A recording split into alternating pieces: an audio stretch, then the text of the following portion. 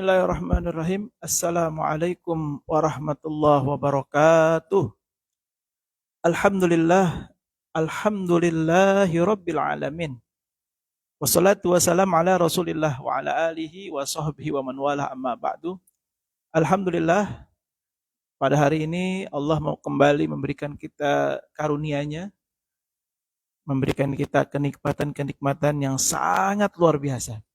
Mudah-mudahan karunia yang Allah berikan pada hari ini bisa bernilai ibadah buat kita di sisi Allah, dapat menjadi kebaikan yang nanti dicatat sebagai ibadah di sisi Allah, dan untuk kita niatkan juga agar ini menjadi pahala di sisi Allah Subhanahu wa taala. Salawat dan salam senantiasa kita panjatkan, kita sampaikan kepada Rasulullah sallallahu alaihi wasallam, kepada keluarganya, kepada istri-istrinya, kepada para sahabat, dan tentunya kepada umatnya. Sampai kita, mudah-mudahan dengan kita selalu bersolawat kepada Rasulullah, kita digolongkan orang-orang yang senantiasa cinta kepada Rasulullah dan mengikuti sunnah-sunnah Rasulullah, sehingga di hari kiamat nanti kita dijadikan orang-orang yang istiqomah mengikuti sunnah Rasulullah dan mendapatkan syafaat dari Rasulullah sallallahu alaihi wasallam. Allahumma shalli ala Muhammad wa ala ali Muhammad.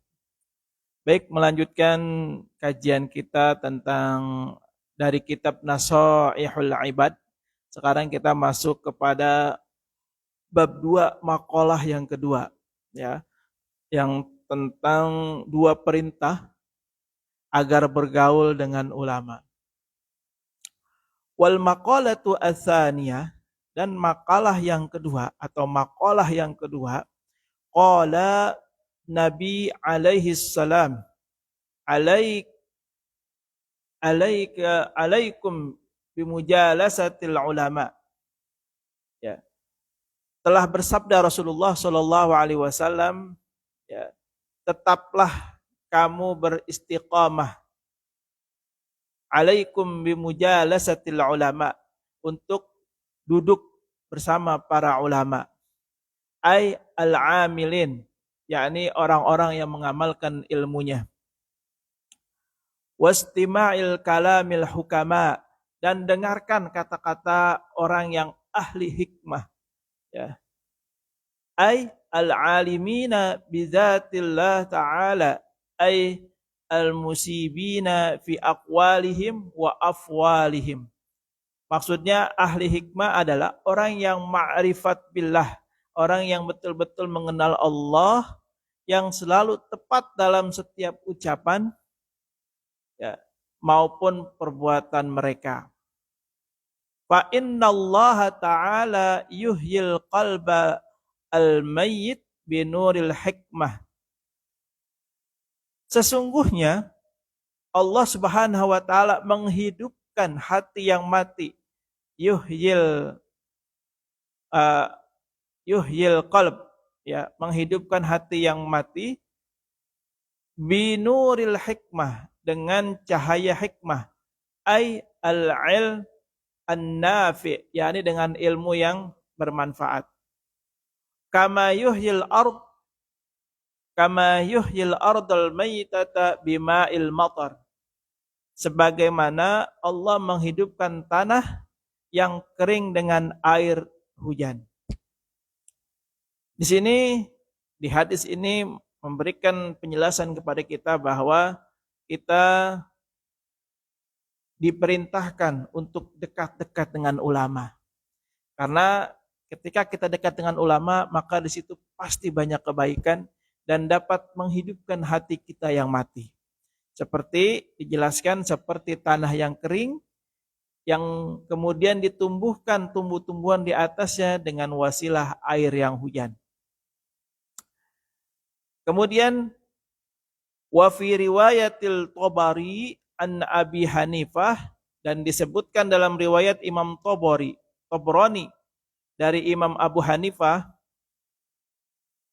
jalisu kubara'a wasailul ulama wa khalitul hukama, jalisu, ya, Rasulullah Shallallahu Alaihi Wasallam bersabda, jalisu kubara'a, duduklah kalian semua bersama orang-orang yang besar.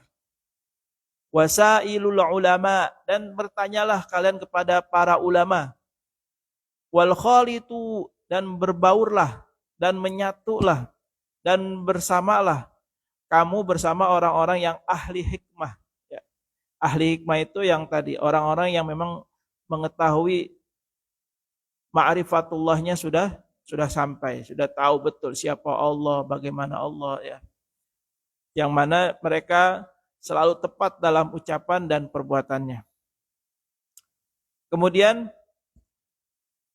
wa fi riwayatin, dan di dalam riwayat yang lain disebutkan jalisil ulama wa sahibil hukama wa khalitil kubara, ay fa innal ulama salasah.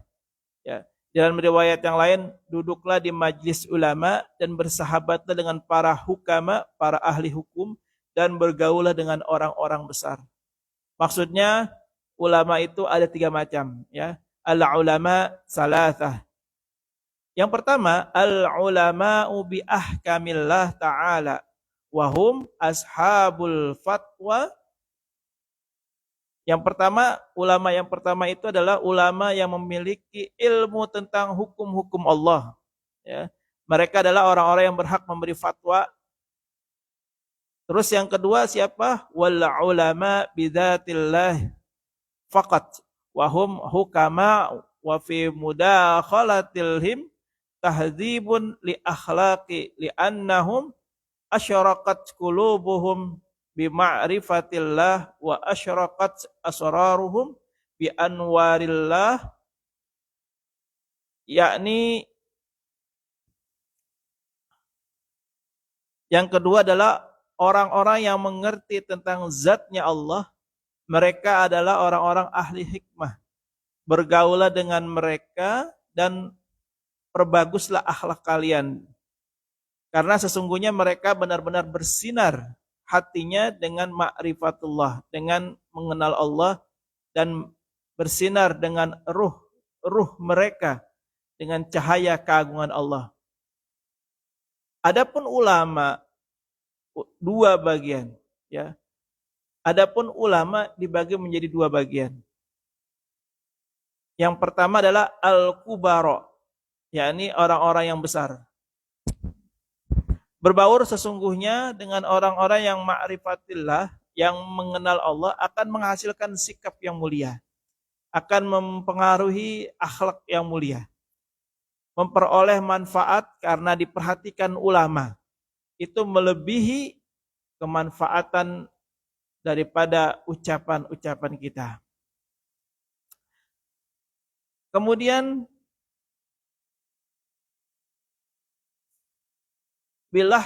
bilahzi fauqal naf'i bilahzi faman nafa'aka al-khutuz faman nafa'aka lahzuhu naf'ul amak lafzuhu wa man fala, ya.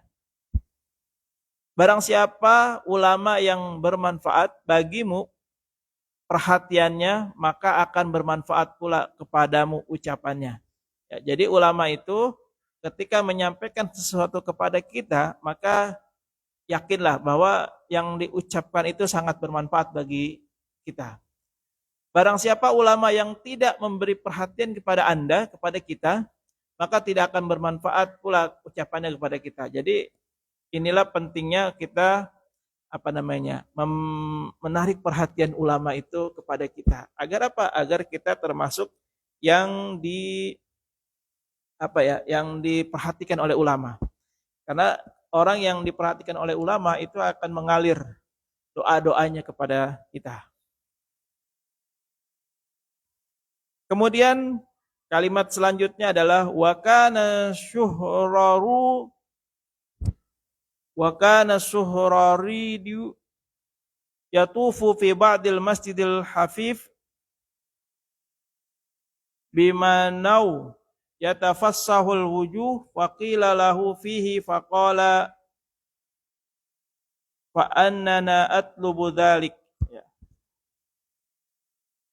Imam Sahrawardi beliau tawaf di Masjid Khaufi yang ada di Mina.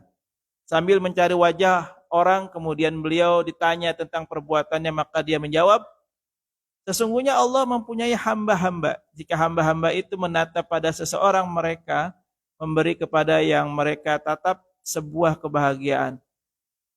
Saya sedang mencari yang seperti itu. Jadi Imam Sahrawardi ini memberikan penjelasan kepada kita.